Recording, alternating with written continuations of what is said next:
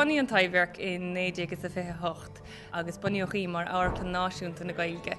So tá síon sa pí fadan is. An chéad stúr thorálí na bhí an na Mícheál Mac Liammór, so d'oibrigh Mac Liammór an sa taibhhearc. Agus an níos bhí an ná ardan na hort chun drámaí Gaeilge agus bhí go leor rudí a hála ar na bliantan sa taibhhearc. Bhí go leor eistúirí mór le rá a bhí ar an ardan an sa mar dúirt mé bhí buinteag Mícheál Mac Liammór an, bhí Siobhán McKenna ar an ardan an sa, bhí Mick Lally ar an ardan an sa, bhí go leor eistúirí mór a mar dúirt mé. Agus forhór na eistúirí eicintú ar an televísin is atá feimid si bhena Gaeilge na eistúirí Rus na Rún.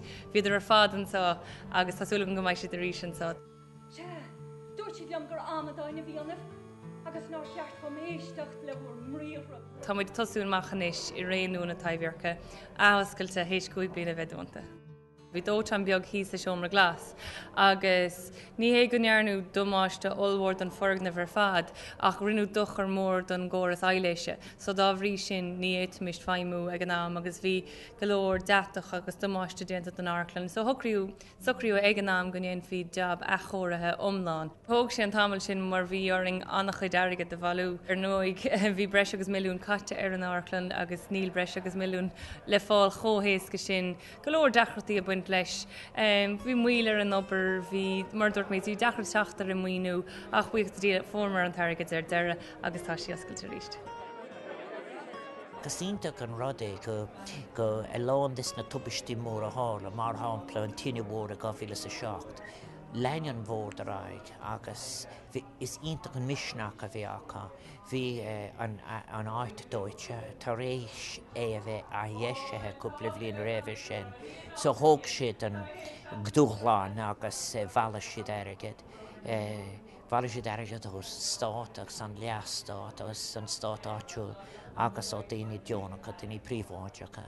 Agus tá seán is inis tá áis nua íseach ar fáil tá scríneoirí is eisteoirí a méid heastála obair a cara ar an stóite tromhana Gaeilge. Bhfuil sé tá go leanimí de leas a buintás an éireacht is fearr ón amatá. Tá rá chuid an taibhhearc, tá an taibhhearc céin sinní an Airclan ach tá chuideach sa drámaíocht a sinní taibhhearc na Gaillimhe. So bhí taibhhearc na Gaillimhe I feimú le stigtas na cóige bliana sin ach ní raibh baile acab. So bhí ar an gcuideach sa drámaíocht a gol satóir ar Airclanna eile. So chuidir a léirithe arsúil mu in Indrahain sa seanscoil, chuidir iad arsúil in Lá Clia agus sa Druid an sa Town Hall. So ní raibh baile ag an Airclan. Agus ar nóig ní raibh baile don drámaíocht Gaeilge. Is Airclan náisiúnta na Gaeilge muid, so ní raibh an baile sin I lár chathair na Gaillimhe ar nóid tá Airclan na bratha timpeall na Cairach ach tá an Airclan seo anna speisialta nílach 150 síocháin ann, so tá sé anarúnach das an drámaí Gaeilge.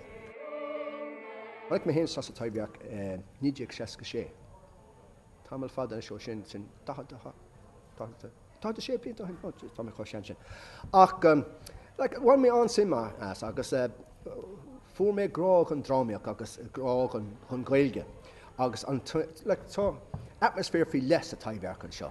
Agus nuair bhíh muinde ógus, leadsó agus chalíní óga bhí mar seo pléile drámaach san níomh an siús a ggóil cachaí agus cant faoi drámaíocht agus bhfuil mar sin.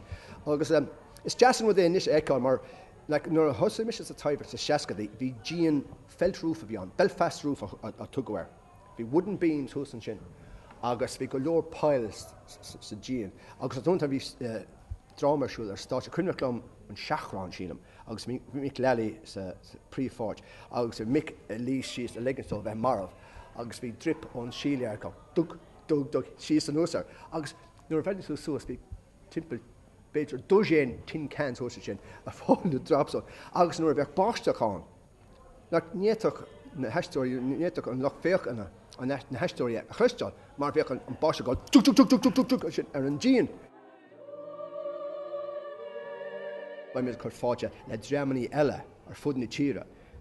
Daoine beidir as Lá Clí, as Béal Ferris, as Corcaigh, má tá daoine thusan sin, tá simachas a drámaíocht na Gaeilge, agus beidir go bhfuil seo acu, agus beidir go bhfuil siad cuairt nó campcuairt ar a taibhhearc.